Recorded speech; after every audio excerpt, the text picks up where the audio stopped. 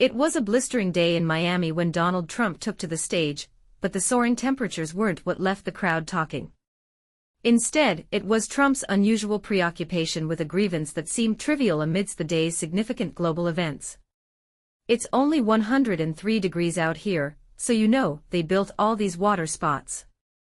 I said, "What about one for me? Do I have one?" "I don't have one," Trump lamented, portraying an image of a man irked by the lack of a simple comfort. His words stood in stark contrast to the day's more serious happenings. While Trump was airing his grievances about water spots, President Biden was in Washington, D.C., leading a summit to commemorate the 75th anniversary of NATO, a clear testament to the alliance's enduring strength and unity. Trump's speech then took an even stranger turn.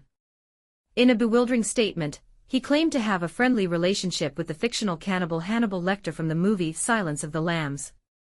Did anyone ever see the lovely movie Silence of the Lambs? Did you ever hear of Hannibal Lecter? He was a lovely man. He would love to have you for dinner, Trump remarked, attempting to draw a connection between the character's gruesome behavior and his thoughts on immigration policy. "We are allowing people from insane asylums and mental institutions into our country by the tens of thousands," he continued, painting a grim and exaggerated picture that seemed far removed from the reality of immigration issues. The bizarre commentary didn't end there. Trump openly admitted he had no knowledge of NATO before taking office. "I didn't even know what the hell NATO was," he said. However, he claimed to have quickly figured it out, focusing primarily on the financial contributions of member countries. "The first thing I figured out was they weren't paying. We were paying," Trump asserted, highlighting his often contentious stance on international alliances and financial obligations. Amidst these outlandish remarks, Trump was also sending out fundraising messages with dubious promises. One such message read, "Are you free for a trip together? Can we celebrate after I formally accept the presidential nomination?" The message lured supporters with the promise of a personal celebration, only to redirect them to donation pages, a tactic that underscored his continued reliance on his dedicated base for financial support. While Trump was engrossed in these theatrical antics, President Biden was engaged in substantive and impactful activities. In Harrisburg, Biden met with local unions, emphasizing their critical role in building the middle class.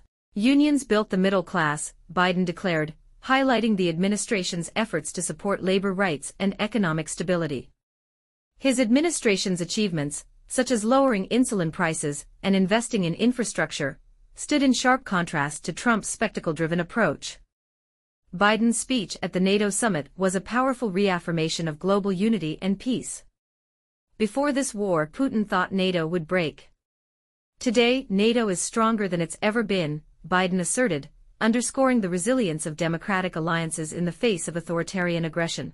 His remarks reflected a commitment to international cooperation and a steadfast support for Ukraine in its struggle for sovereignty and freedom. As Trump praised the January 6 insurrectionists and mocked the judicial processes that followed, Biden focused on practical governance and real solutions for the American people. Trump's chaotic rhetoric seemed increasingly out of place compared to Biden's steady and deliberate leadership. The former president's antics, ranging from bizarre comparisons to fictional characters to unfounded claims about NATO, stood in stark contrast to the dignified and focused proceedings of the NATO summit. While Trump continued his campaign steeped in controversy and self-promotion, Biden's administration worked diligently to address the real issues affecting Americans. The stark contrast between the two leaders was evident, one embroiled in scandal and spectacle, the other committed to progress and unity. As Trump boasted about his supposed immunity from legal consequences and flaunted his contentious relationship with the Supreme Court, Biden emphasized tangible achievements and plans for the future. In one particularly unsettling message, Trump wrote, "I'm speaking directly to Joe Biden and the rest of the mob that wants to throw me in prison. Don't tread on MAGA." He went on to release merchandise proclaiming his defiance, boasting about the Supreme Court's decisions in his favor. This messaging underscored his strategy of positioning himself as a victim and martyr to his supporters, leveraging legal battles to galvanize his base. In contrast, Biden's administration focused on policies and actions that directly benefited the American people.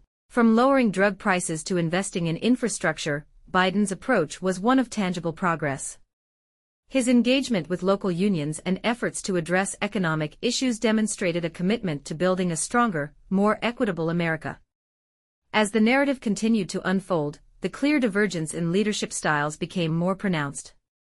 Trump's dramatic and often perplexing statements created a sense of ongoing turmoil, while Biden's focus on substantive governance and international cooperation provided a steadying influence. This dichotomy set the stage for the ongoing political discourse, leaving the public to ponder which path they preferred for the nation's future.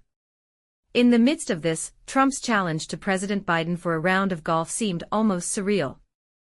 "I'm also officially challenging Joe to an 18-hole golf match right here at Doral's Blue Monster. I will give him 10 strokes aside, and if he wins, I'll donate $1 million to the charity of his choice," Trump declared. Biden's response was measured and direct. He was too busy leading the nation to engage in such frivolous challenges. While Trump remained focused on personal grievances and dramatic gestures, Biden's administration continued to work on substantial issues. Whether addressing international alliances at the NATO summit or meeting with local unions, Biden's actions reflected a commitment to governance and progress. This contrast highlighted the fundamental differences between the two leaders, offering the American people a clear choice between spectacle and substance. As the music played and the scenes shifted from Trump's theatrical antics to Biden's substantive leadership, the narrative underscored a critical juncture in American politics. The choice between a leader focused on personal grievances and one committed to tangible progress and international cooperation was stark. The unfolding events left the public with much to consider as they looked to the future and the direction they wanted for their nation.